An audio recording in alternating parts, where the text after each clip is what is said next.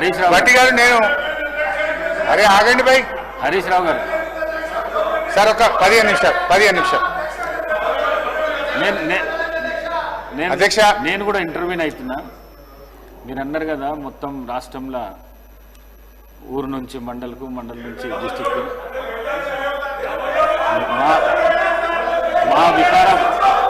మా వికారాబాద్ జిల్లా లోపట రోడ్లు లేక పిల్లనిచ్చే పరిస్థితి లేదు. రోడ్లు లేక పిల్లనిచ్చే పరిస్థితి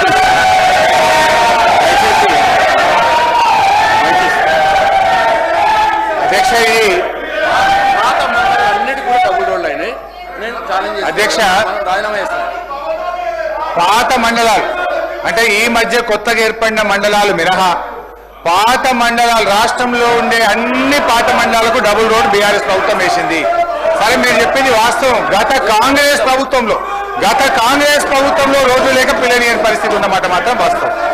అయితే అధ్యక్ష నేను సరే రోడ్ల మీద చర్చ పెట్టండి అధ్యక్ష, డీటెయిల్ గా మాట్లాడదాం. Let us discuss on finance.